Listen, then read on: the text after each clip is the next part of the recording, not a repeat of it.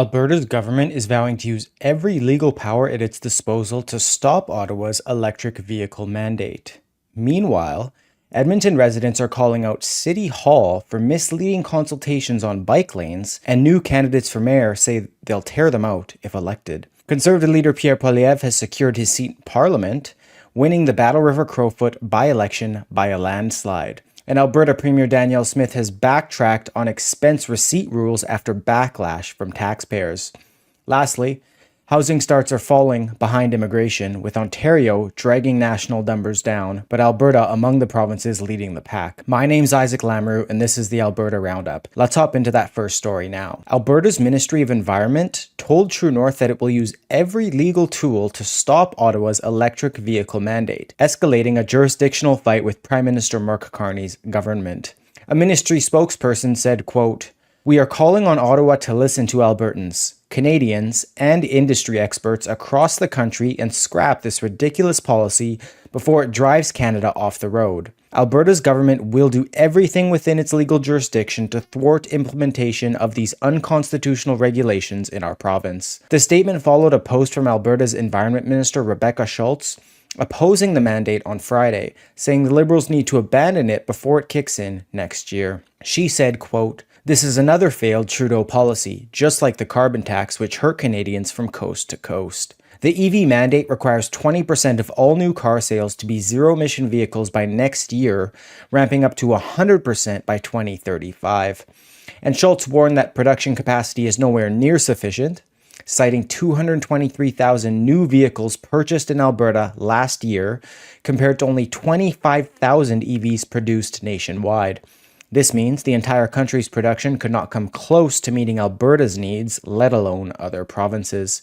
And despite having limited production in Canada, the Liberals imposed a 100% tariff on Chinese-made electric vehicles last year. As a consequence, the Chinese has slapped a 75.8% tariff on Canadian canola, which is of course almost a $44 billion annual industry. China has instead turned to Australia for its canola, abandoning the import of 7.9 million metric tons in 2024. Schultz said, quote, "These tariffs have a devastating impact on hardworking Albertan farmers, ranchers, and food processors who are caught up in political posturing they want no part in." She added that automakers like Ford, GM, Toyota, and Honda have already warned the mandate will kill jobs and investment. And a new Leger poll shows that 71% of Canadians agree that the policy should be rolled back. Poilievre also announced a nationwide campaign against what he calls the Carney tax. He said the quota would force dealerships to pay $20,000 for every gas-powered vehicle sold above the threshold. Remember, the sale of electric vehicles has struggled to stay on the road without federal subsidies. After the Liberals' EV program was paused after running out of funding, EV sales fell off a cliff, a 41.6% decrease between December 2024 and the new year. Conversely, other type of vehicles sold rose 60% between 2024's final month and March 2025. And Schultz concluded by saying, quote, "For a decade, the Trudeau government ignored the wishes of Canadians and pursued unrealistic and ideological policies like this. If the Carney government is serious about listening to Canadians and making life better, it needs to scrap this mandate immediately." Swapping over to another form of transportation for our next story, communities in Edmonton are pushing back against the city for forcing them to adopt bike lanes despite a clear majority opposition in the community, opposition from the provincial transportation minister, and even opposition from mayors in the major cities. Alberta Avenue residents say Edmonton City Hall misled the public on consultations for a bike lane expansion. Resident Margarita Gosselin wrote to Ward Métis Councillor Ashley Salvador on Tuesday, copying Premier Danielle Smith and a suite of other ministers, MLAs, and MPs. Gosselin said, quote, "What is especially troubling is the city's repeated misrepresentation, both in correspondence and through media statements, claiming that all residents of the neighborhood were consulted. This assertion is demonstrably false and contradicted by the city's notices and engagement documents. Alberta Avenue was not consulted, nor were its residents given proper notice or a chance to participate." Ward Métis is a large area in Edmonton that spans from Yellowhead Trail to South Edmonton, and residents in Delton, recently expressed renewed frustration after the city pressed forward with its bike lane plan, highlighting some changes in a pamphlet given to residents. The recent push to complete the project just around this year's municipal election comes despite councillors, mayors, and, as I said, the transportation minister publicly objecting to such changes. Delton residents cited impeded emergency vehicle access as one of the biggest concerns. The network map given to residents showcases new speed bumps, curb extensions, center medians, converting two-way streets into one-ways to accommodate bike lanes, and removing parking and driving altogether. Gosselin said that unlike Delton residents, Alberta Avenue residents were not consulted, engaged, or given notice of the changes. However, Jeremiah Rawling, the leader of the petition that the majority of residents in Delton signed and submitted to the city, says his community was not consulted either. But in her letter to the city, Gosselin cited the city's own website, which claimed that an online survey was completed by 50 people between June 4th and 25th, where traffic safety concerns were highlighted, along with an alleged in-person event that occurred on June 17th, 2024, where 11 participants gave feedback. Conversely, of course, though, a community hall was held by Rawling and it was attended by around 75 people, and the petition submitted to the city clerk had 292 valid signatures. Also, the city's public engagement said nothing about bike lanes. Gosselin said, quote, "The feedback that was received did not ask whether the residents wanted bike lanes. They were asked what they wanted to see regarding the issues with traffic in the neighborhood. Some of the consultations included speeding, shortcutting, illegal U-turns, and vehicles not coming to complete stops at intersections, but nothing about bike lanes." She said, quote, "This situation is profoundly disappointing, particularly given our prior opposition to the bike lanes project via my petition in 2019, which was halted after significant community effort. To now see Alberta Avenue excluded from recent engagement, yet publicly claimed as being included, is a further disregard for our voices." She called on the city to immediately clarify why Alberta Avenue was overlooked and why inaccurate information has been put forward. Gosselin concluded by saying, quote, "With this lack of consultation, I urge you to stop this project or at a minimum, postpone it until after the election in October, where this can be addressed fairly and equitably for all members of both neighborhoods to be heard and represented before wasting any more tax money and resources on this unnecessary project." Of course, a response has yet to come, and Gosselin's letter followed residents in Delton receiving pamphlets saying their neighborhood bike lanes will be completed by the end of 2025. Petition leader Jeremiah Rawling warned that emergency response times will suffer. He said, quote, "It actually has the potential to put lives at risk due to delayed response times for emergency services, which is way worse than losing parking." Several Edmonton mayoral candidates have promised to halt or remove the bike lanes if elected. Of course, this is no small claim, considering Edmonton's bike lane infrastructure will cost $100 million between 2023 and 2026, with an $11 million annual maintenance cost, and removal will of course not be free either. And remember, it is solely taxpayers who pay for this through property tax increases. Alberta Director of the Canadian Taxpayers Federation, Chris Sims, said, quote, "This is a huge waste of money. The vast majority of the time, very few cyclists actually use these lanes, and it's going to cost a ton of money to remove these lanes because it's not as if these are a couple of pylons and some green paint. In most cases, these are cement barriers that they're going to have to get crews with trucks out to remove them." And 9 Edmonton mayoral candidates recently attended an online forum where bike lanes were brought up. Raheem Jaffer promised a moratorium, citing cases where bike lanes blocked access to housing developments. Tim Cartmell opposed removing road lanes from arterial roads, arguing Edmonton remains heavily car dependent, while Andrew Knack said bike lanes should only move forward if context sensitive, such as multi-use trails that do not disrupt traffic. Michael Walters backed dedicating a small portion of the budget to bike infrastructure, provided it is separated from vehicles in transit. Other candidates expressed more direct opposition. Olney Tugwell said he would review or remove bike lanes where neighborhoods reject them. Vanessa Denman admitted she had no bike lane policy, but believes council should step back if residents object. And Omar Mohammed said the spending is wildly disproportionate to actual usage and should be redirected to roads and transit, while Abdul Malik Chukwudi criticized the projects as poorly planned and costly.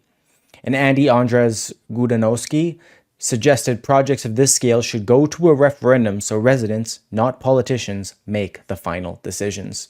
Sims previously described a similar sentiment, estimating that a referendum would see 80% of residents province-wide vote against bike lanes. But the city is trying to jam Delton's project through so that it's completed by the end of the year, just after the municipal election in October. Considering some residents have cited foundational and structural damage to their homes during the constructions of previous projects, it may already be too late to turn back by the time a new city council is determined. But stretching the map a bit for our next story, Conservative leader Pierre Poilievre has officially returned to the House of Commons after winning the Alberta by-election in Battle River Crowfoot. He captured 80.4% of the vote, defeating independent Bonnie Critchley, who came in second place with 9.9% of the vote. And Critchley was one of the legitimate independent candidates due to the longest ballot committee. There were 214 total candidates in the riding, 201 of whom were registered under the group. But Elections Canada issuing special write-in ballots clearly didn't hamper Poilievre. And the legacy media actually propped up Critchley quite a bit, allowing her to actually outperform the Liberal and NDP candidates, having more votes than both of them combined. In fact, she actually had more votes than all of the other legitimate candidates besides Poilievre combined. But still, of course, she paled in comparison to Poilievre, who almost did as good as former Conservative MP Damien Currick, who won the riding in April's general election with 82.8% of the vote. In his victory speech, Poilievre blasted Carney's record. In fact, just take a quick listen of what he had to say. Now, they promised recently that things would be different, but under Mr. Carney and his 157 days in office, they've only gotten worse. There have been many announcements and meetings, many photo ops, and a lot of jazz, but not a lot of results. He sent everyone home for a summer vacation. He sent them home even though the deficit is spiraling out of control. Inflation is up, elbows are down, no resource projects are underway, and the housing crisis worsens as builders can't afford to build and buyers can't afford to buy.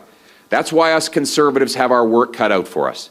This fall, as Parliament returns, we will not only oppose out-of-control Liberal inflation, crime, immigration, cost of living, and housing prices, but we will propose real solutions for safe streets, secure borders, a stronger and sovereign country with bigger take-home pay for our people. We'll put Canada first, and we will do so in a way that will make our country self-reliant and make our people capable of earning paychecks that buy affordable food and homes in safe neighborhoods. One other thing I'll highlight from Poilievre's victory speech was his never-give-up mentality. He said getting to know voters in the region had been the privilege of his life, and he said that the recurring theme that they taught him was to never give up. Poilievre said, quote, "They also reminded me that the road to success is never a straight line, and most of all, you should never give up in hard times. Whenever hardship strikes, you need to stand up and keep on going, and that if you care about something, you don't give up on it." He cited various people he had met in the riding, some by name, who had suffered extreme hardships in life like cancer, assault, and more, but who didn't give up. He said, quote, "They never gave up, so I will never give up, because as my mother, who's here today, taught me, when you get knocked down, you get up and you keep on going. If you believe in what you're doing, you march forward." He said to anyone in the country who had been knocked down and gotten back up that they inspired his resolve. In fact, take a quick listen to his close. You haven't given up, so I won't give up. Together, we will work together. We will fight together. We will sacrifice together to restore the opportunity that our grandparents left for us so that we can leave it for our grandchildren, so that we can once again restore a country that is strong, self-reliant, and sovereign. That is the country we're in this for. That is why we stay united. That is why we go forward. May God keep our land glorious and free. Thank you very much. Thank you. Taking it back provincially for our next story, Alberta Premier Danielle Smith said she would reverse a recent change that removed requirements for senior officials to post receipts for expenses over $100, and she followed through. Smith previously admitted she was confused by the change herself when asked at a recent Alberta Next town hall. The change was made while she was on a trip to Mexico, and she said the changes were intended to redact hotel names of where her ministers were traveling because people were tracking them down and following them. She said, quote, "That was what the policy was supposed to be. It turned out to be something quite different. So we're going to see if we can try and track down how that happened and do a reversal on that." Canadian Taxpayers Federation Alberta Director Chris Sims said, quote, "Smith is doing the right thing by taking the bull by the horns. Alberta taxpayers need to know if government officials are renting Corollas or Corvettes on their dime. And then Smith said the cabinet would review the change on Tuesday, which they did, and they reversed it, leading to further praise from the Taxpayers Federation. Sims did confirm that they haven't yet uploaded the historical data, because that's a huge document, but she said that they'd give them until Monday to do so. In fact, take a quick listen of what Sims had to say. Yeah, just happy to see this change. It's really important to encourage government when it does do the right thing. And they did listen here, and they are reversing course, and they're fixing it.